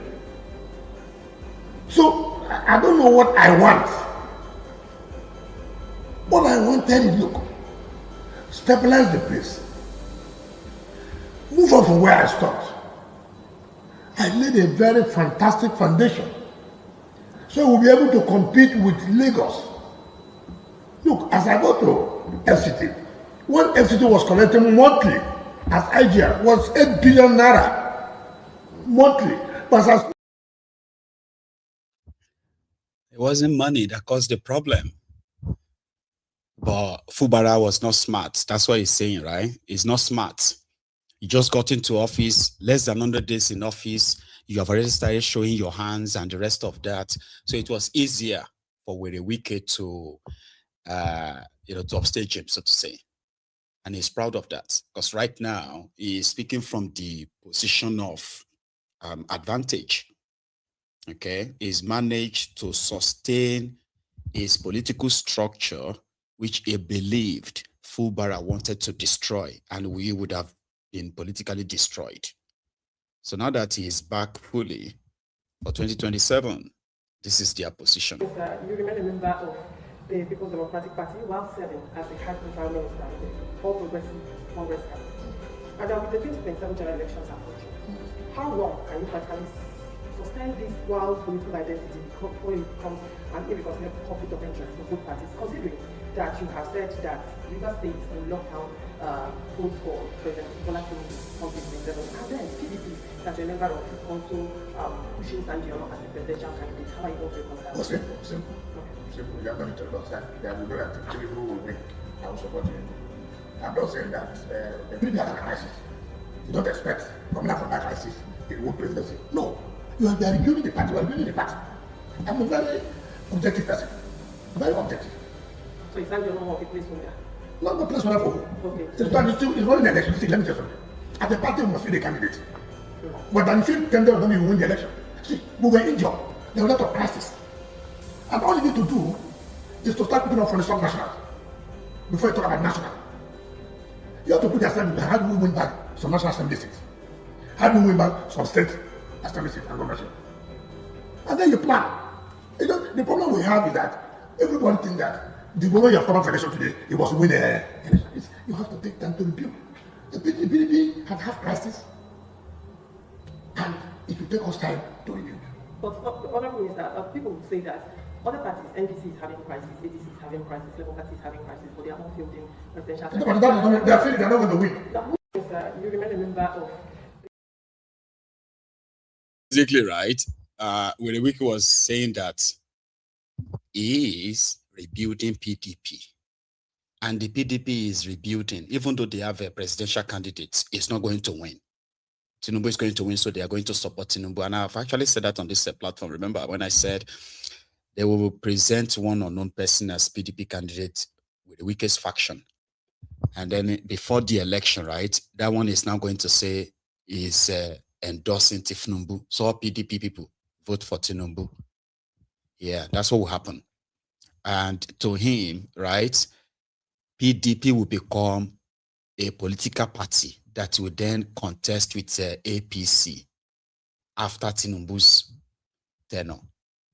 That's the confidence he's probably building on. You know what I mean? Like by the time Tinubu is done, so then PDP can now go back to being opposition. But for now, that his own interest is being served, no. Anyone trying to do anything otherwise or try to be an opposition in that regard, you are going to have a Wike to contend with. But we'll see how far that will go. Desmond the idiot. Remember him? That is the guy that is still representing Surulere constituency in Lagos State. He fell out of favor with his godfather. That is Bajabia Mole.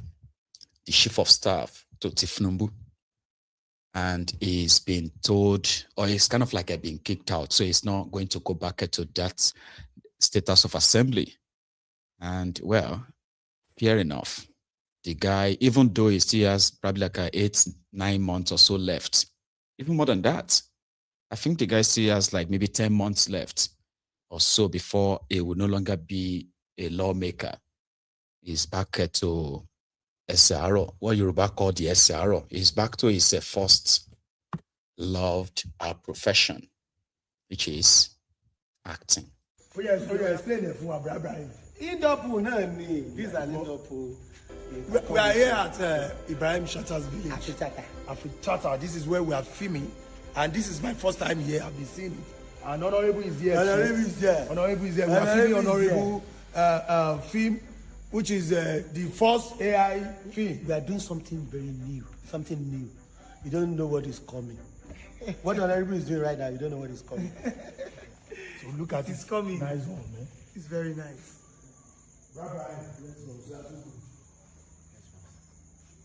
Nice artwork. I've been hearing of this place.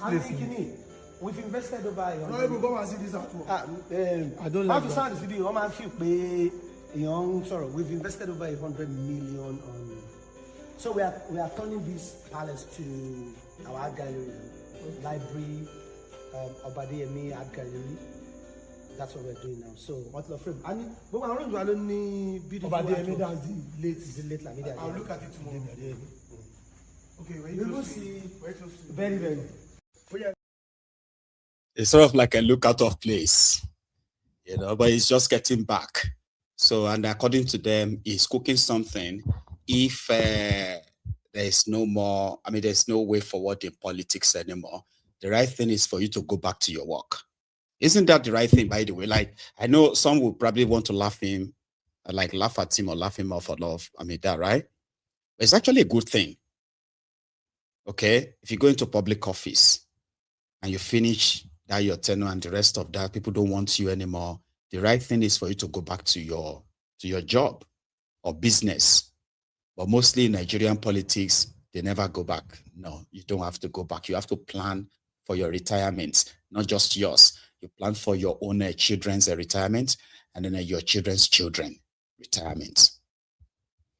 And all of that would have to be money you would help with others to siphon from the public purse to serve your own interest. You know, people were asking about the subsidy money. Hey, hang on. You said you have stopped their subsidy payment, which is great, right? What exactly have you used the supposed saved subsidy money? What have you used it for? So they asked the minister, which is the guy that wrote the tax law for Tinubu, right? And that's Taiwo Oyedele. So Taiwo Oyedele said he would come back to give us the details of what they used the supposed subsidy money for. But it didn't come back to say, to tell the National Assembly that asked him that question. Okay, so he attended one African business summit, something, right? Which he happened to be one of the speakers. And that was where he then answered that supposed question. What did they use this saved subsidy money for? And they said they used the money to pay the NEL fund. Those of you who are collecting the student loans and other whatever, right? So they use it for that. They use part of the subsidy money to fund the poor, that transfer, credit transfer or cash transfer, they called it. Okay. And they use part of the money to also increase the minimum wage, because the Nigeria's minimum wage before the minimum wage increase announced by Kolu was 3 trillion naira. That was much valuable than the current one, okay? But this one looks more like much more. But in value, it's less, right? So he said they used the money for that. They used the money to also fund some projects, and there is not a single factual link or evidence presented. They're just like words. Believe me, if I say that, it is. So just take it, kind of. I'll show you.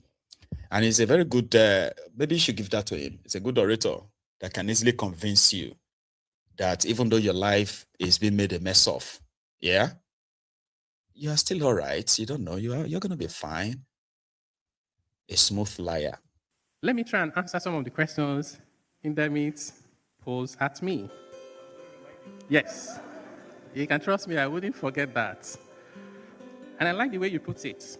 After my appointment, I put out some statements. And one of it, or the headline if you want to summarize, is how do you transform reforms into results? And for the results we're already seeing, how do you accelerate?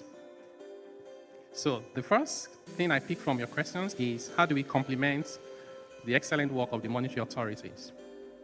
We're doing that. We know we can do better. And myself and my brother, the CBN governor, have been having these conversations. And for us, we're taking it even beyond just the leadership level to the teams. And we were discussing, issues around what is it that you actually want to coordinate? What do you want to collaborate on? If the central bank sees outlook for inflation to be on the upside, and the fiscal authorities think that inflation will tend downwards, those are two assumptions, divergent, that will drive policy actions. So if we wait until those policies have been released before we harmonize or coordinate, we work at cross purposes. So we said to ourselves, we even start with the assumptions. At least when we get convinced about what is driving the assumptions, we can adopt the same assumption and then go do our work independently, ensuring that we have one purpose, one economy for one people. There's the high cost of borrowing. Thank you. So there's the high cost of borrowing in an economy where you need growth to deliver results from reforms, particularly per capita income growth. When interest rate is very high, it's difficult. But we understand why the interest rates are high, because we all need to fight inflation. That's our biggest enemy. So the question is, what can we do, given the circumstances, to still enable real sector investment that will finance our growth?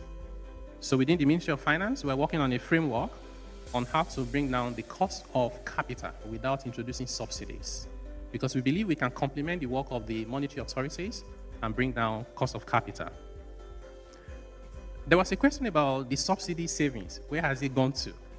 I've heard this question so many times. And guess what? It's a valid question. The combined impact of the subsidy on fuel, as well as, I like to call it subsidy on FX, right, was about 5% of GDP. So you remove both, you save money. But saving money wasn't the primary objective. It was eliminating the distortion and the corruption in the system, which is more fundamental. But the money saving is also important. See, where has the money gone to? And in a few days, you will see the detailed analysis, because we believe that we owe a duty to explain what we do to the Nigerian people. That's what transparency looks like. But in the meantime, I can give you some of the highlights. Many Nigerians will simply compare the past with the present and conclude that the reform is not working for them. Some would even say it's a bad reform. What we don't normally compare, or the question we usually don't ask, is what would have been if the reforms were not carried out? Counterfactual. Now, before the reforms, we're printing money to spend. Interest rates was about 8%. Minimum wage was 30,000 naira. If you just think about those three, those are big numbers. If you stop printing, the spending doesn't disappear. You need to finance the money you were printing before. That was part of where the savings went. Because the reforms induced higher prices, interest rates went up. So instead of paying 8% on our debt, we're paying as high as 24%. When you need to service debt, you don't debate it whether you need to pay. You can't negotiate it. You pay, and you pay on time. Minimum wage went up from 30,000 naira to 70,000 naira. That's almost double the wage bill of the government. In addition to other important spending, like the NEL fund, where over 1.5 million students receive not only their tuition, but stipend on a monthly basis. And if you think that's not important enough, what it actually means is that about over 1 million households, the parents no longer have to save, borrow, and be stressed just to pay the tuition. Now they can deploy that resources into their small businesses and to take care of other important basic needs. So this is significant. So what we need to do is we'll provide a detailed explanation of how much we saved and how the money has been spent. The other question people tend to ask along with this is, why do you keep borrowing? After you said you've exceeded revenue. And I tried to explain this recently, that if you have a budget to spend 10, and you have a target of revenue of 6, you need to borrow 4. If you collect revenue of 7, you have exceeded your revenue target because it was 6 you were hoping to collect. But it doesn't change the fact that you still need to borrow 3. So this is how exceeding revenue target can coexist with borrowing. And as a matter of fact, there's nothing wrong with borrowing, provided you apply it productively. For every 1 naira and every $1 that we borrow, we must add more value than the cost of the borrowing. Then the other question you raise, equally important, is that poverty has gone up and unemployment rate is high. You know, this is one area where I tend to disagree with the narrative by the World Bank. World Bank would say that poverty has gone up despite the reforms. And I say, yeah, poverty has gone up because you cannot remove subsidy and people become richer, right? The reform itself was a reset. We were living in fiscal illusions. So we needed to stop deceiving ourselves so the country can move forward. And that reset meant, let me try and... You following that? Apart from those of you who knows that he's a trained liar, okay? How many of you watching is not almost convinced that he knows what he is talking about, Abi? But there is something called the alternative facts. And when you present that, okay, everything is just saying there will fall flat completely. Tinubu removed subsidy. The only thing that is so visible in what Nigerians will believe to be what they are benefiting from their country, even though that one has been so corrupted enough that the amount of subsidy Nigeria was paying before these criminals came to power, completely, right, is far off to what they ended up paying. And Nigerians are actually paying more for the same products. So Nigerians are being scammed. So the government said, oh yeah, because you are being scammed, we are not going to give that money to these few individuals who are scamming the whole country, as if to say these individuals cannot be arrested once they found wanting to have committed that kind of economic crime against the country, right? Because they were them, it's them. And moreover, Tinubu wanted to bring his own gang. It was over for the Boko Haram's gang. They've had their fill, they need to go. Now would you do that? Oh, hang on, they didn't put the subsidy in the budget. Mind you, the same person was writing a supplementary budget, his own budget, because he took over power mid-year. Do you get that now? In that his budget, there was no provision again for a subsidy. There is no provision for how to cushion the effect of the subsidy removal. So they went back and they went on to say, you know what? Let us remove the subsidy on education as well. And what was that? There's something called subvention. Subvention by law is what, like the FAC, the money they shared every month to the states and local governments, right? It is similar. The federal government of Nigeria on education, right? They have to give subventions to the federal schools. This subvention is like the operational fund for these schools. So when Tinubu came in, he removed that too. Again, there is no real provision for what that will lead to. Remember, they just removed the fuel subsidy. Suddenly, a public school in Nigeria that we used to charge 20,000 naira, 25,000 naira tuition, they started charging 200,000, 250,000, 400,000, 800,000. Public schools. I'm talking about over 2,000-3,000 increments on this tuition because, yeah, they've removed the subsidy. There will be no subventions for schools anymore. they should raise their own fund. And well, let us create loans for those who can't afford it. It's not like if you go to universities in Nigeria, you're just going to go straight and pick up the loan stuff. No, that's optional. It's up to you. If your parents can find a way to fit it into their finance and all that, that's up to them. But if you are too poor, yeah, you can take a loan. So this loan is what, and when you compare that to the number of the real people schooling in the public schools in Nigeria, they are throwing numbers of 1.5 million. And you have seen videos of a lot of them celebrating, the credit alert, the money they got called the stipend they gave to them. All right. So now to Oyedele, it is easier to quickly link that to the subsidy removal when evidently subsidy is now gone. They just gave it a different name and the money is still being paid in trillions of naira, hidden in their own public finance. They gave it a different name. Energy security, what they call it, energy security fund or something. Trillions, because they continue to import fuel into Nigeria, and those responsible who are now like Tinubu's people, they are getting paid regularly. So that's a lie that a minister who wants to balance his book, trying to link something to something and say, well, you know what, we increased the minimum wage. That's like double or more than double. But what about the value of it? Before they came in, minimum wage in Nigeria, true, was 30,000 naira, right? The new minimum wage is 70,000 naira. That's going to be like, well, that's a lot. No, it's not. That 30,000 naira in 2023, right, is valued using the dollars, is pretty much about $75. Yeah. Then in 2023, when Tinubu came in and all of these whole things started, right, the minimum wage of 70,000 naira is barely $41. And obviously, like you can see now that people will be spending 2,000, 3,000 naira just to have a meal, a breakfast. Do you get that? And that never used to be, but that's the reality now. That is what they are now telling people, that it's quite better now. You've got more money. No, you've got less money.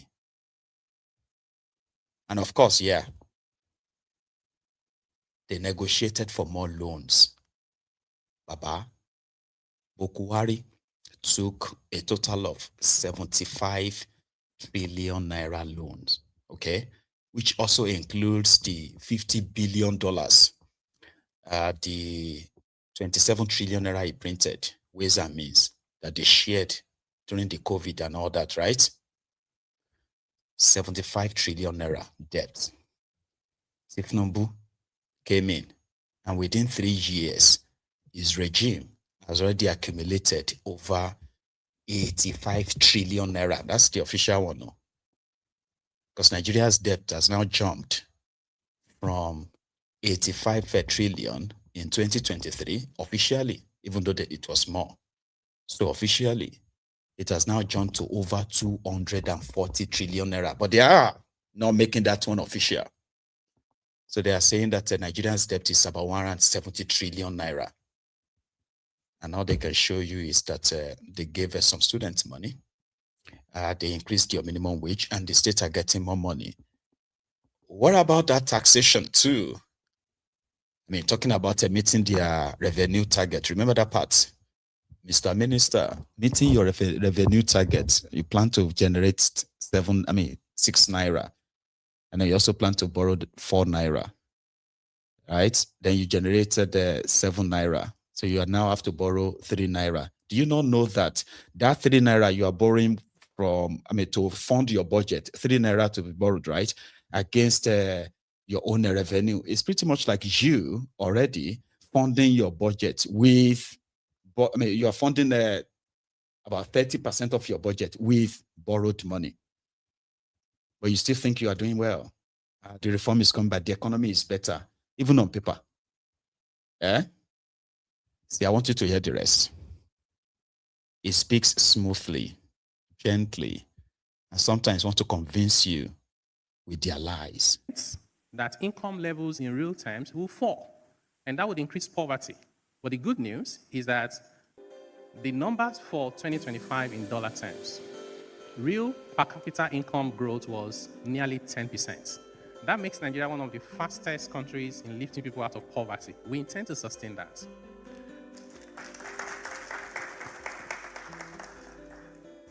So, poverty levels will drop.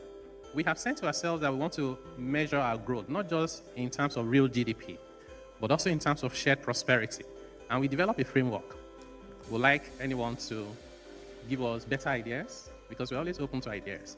We said we will measure the number of Nigerians who live in multidimensional poverty, because that tells us not just about income, it tells us about access to basic needs.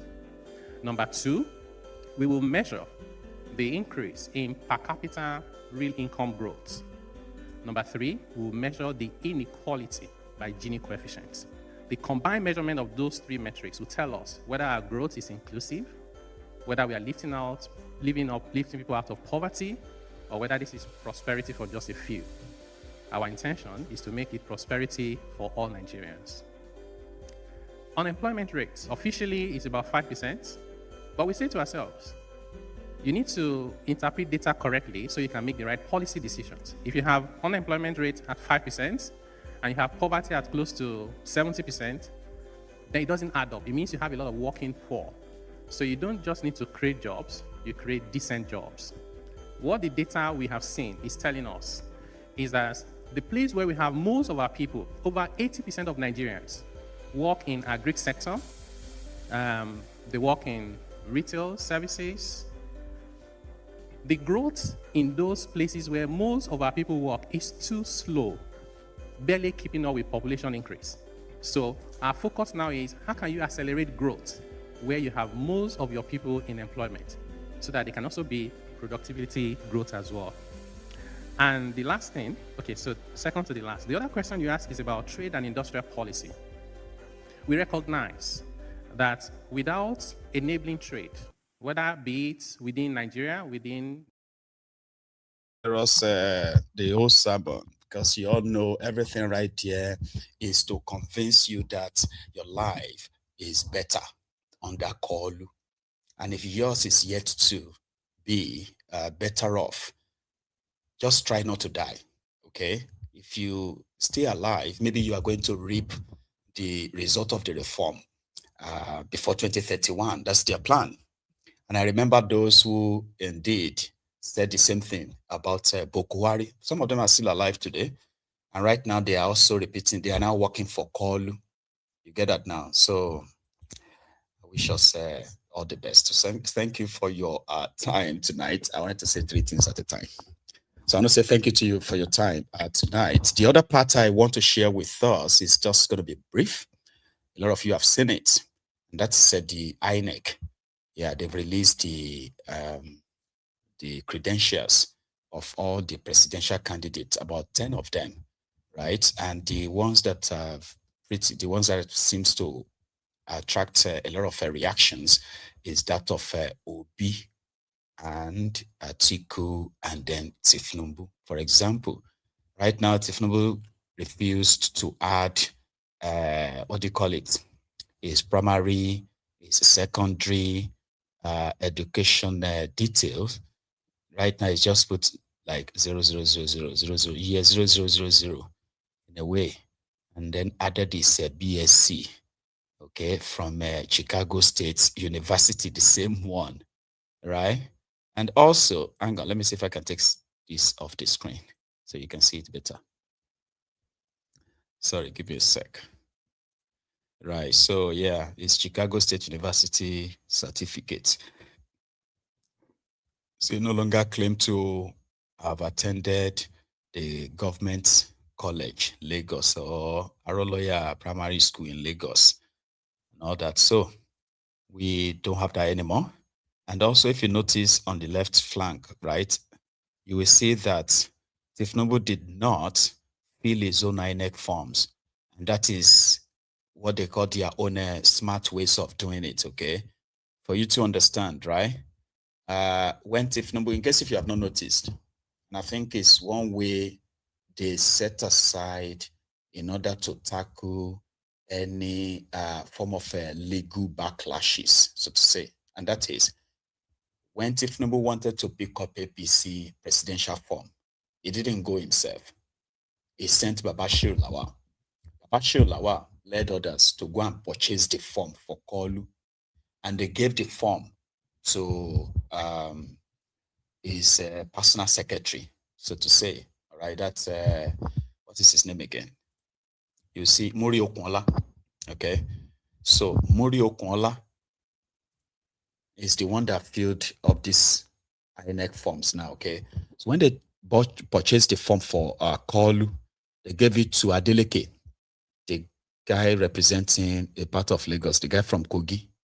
So they gave it to Adeleke. Adeleke filled it. I'm sorry, not Adeleke, Faleke rather. Faleke. So Faleke filled the form for him, put his own details, like if they have any question, they should ask him. Similar thing is what they have just done again, okay? So if you take a look, you will see that Tinubu's date of birth as filled. If you have any problem with that, he can easily just say he didn't fill the form, so he did not put that in. Somebody else did. Okay, so that's Muri Okunla's email as well as his number. So they published that of OB2, right? So I think the first one is his own form where Peter Obi said he's a public servant. So Tinubu's claimed to be, what did he claim here? Bola Tinubu, 4 names and all that. He's a politician, okay? So Kolu claims that he's a politician. Obi said he's a public servant, right? And then he shared his own primary school, secondary school, the university, and what have you, including his own, his uni certificate as well as the NYSC certificates. Well, it doesn't really matter. I was having that similar chat with a friend today, right? And I said, listen, does it really matter anymore if they have to present to us that indeed Tinubu didn't go to any Chicago State University or he's got these criminal records? In fact, if you want them, even in videos, they show you videos of Tinubu as a criminal when he was in America. I don't think any of that is going to have any effect anymore. The Supreme Court of that contraption already endorsed that same fake document, the one you are going to call fake right now, right? They've already endorsed it and they said it's legit. Therefore, if anybody brings up a case of Tinubu's forgery, Tinubu's certificates, Tinubu's this or that, right? You are likely going to get fined by the same Supreme Court of Nigeria. So what is now left is just going to be like the people and them. I will see where that leads. So thank you so much for your time. And please remember to like and share the broadcast if you haven't done that already, okay? So I'm going to see you another time. I am also sorry if we couldn't take your calls tonight. So enjoy the rest of the evening and have a great week. Good night.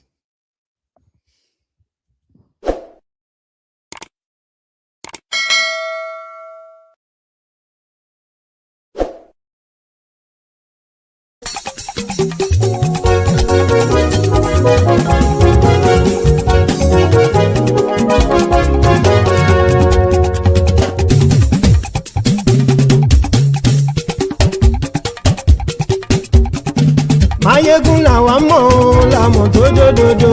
Maiyegun dayari Nayibi #1. Maiyegun làwa mọ̀ làmọ̀ tó dòdòdò. Maiyegun dayari Nayibi #1. Maiyegun ti dé o ọ̀rẹ́ ara ìlú. Maiyegun dayari Nayibi #1. Lórí Facebook, lórí YouTube. Maiyegun dayari Nayibi #1. Gbogbo bó ṣe ń lọ ni Maiyegun já wa sí. Maiyegun dayari Nayibi #1. Àṣírí ọ̀jẹ̀lú kì í bó níbẹ̀ o. Maiyegun Diary Nayibi #1. Bó bá ṣe eré àní Maiyegun máa wí. Maiyegun Diary Nayibi #1. Ó sì tún ṣe eré wàá gbọ́ níbẹ̀ o. Maiyegun Diary Nayibi #1. Maiyegun Diary Politico. Maiyegun Diary Nayibi #1. Godfatherism kò sí lọ́rọ̀ Maiyegun. Maiyegun Diary Nayibi #1. Ẹ farabalẹ̀ sẹ́ o kẹgọ́rọ̀ lẹ́nu o. Maiyegun Diary Nayibi #1. Àní Maiyegun làwa mọ̀ tó dòdòdò. Maiyegun Diary Nayibi #1.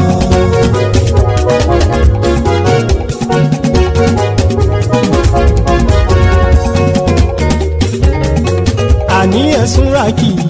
Maiyegun ti dé. Maiyegun ti dé. Ọ̀jẹ̀lú ẹ̀sùn ràkì. Maiyegun ti dé. Àní ẹ̀sùn ràkì. Maiyegun ti dé. Lórí Facebook. Maiyegun ti dé. Àní ẹ̀sùn ràkì. Maiyegun ti dé. Lórí YouTube. Maiyegun ti dé. Àní ẹ̀sùn ràkì. Maiyegun ti dé. Bọ́ bàbá gbé wúrẹ́. Maiyegun máa wí. Àní ẹ̀sùn ràkì. Maiyegun ti dé. Ijó ìgbádìyẹ. Maiyegun máa wí. Àní ẹ̀sùn ràkì. Maiyegun ti dé. Bí pẹ̀sìdó bá rúfin o. Maiyegun máa wí. Àní ẹ̀sùn ràkì. Maiyegun ti dé. Bí gómìnà kówó jẹ. Maiyegun máa wí. Àní ẹ̀sùn ràkì. Maiyegun ti dé. Ọlọ́pàá tí ń darí bá. Maiyegun máa wí. Àní ẹ̀sùn ràkì. Maiyegun ti dé. Aṣòfin tí ń rúfin o. Maiyegun máa wí. Àní ẹ̀sùn ràkì. Maiyegun ti dé. Òpùrọ́ olóṣèlú. Maiyegun máa wí. Àní ẹ̀sùn ràkì. Maiyegun ti dé. Ọ̀jẹ̀lú ẹ̀sùn ràkì. Maiyegun ti dé. Àní ẹ̀sùn ràkì. Maiyegun ti dé.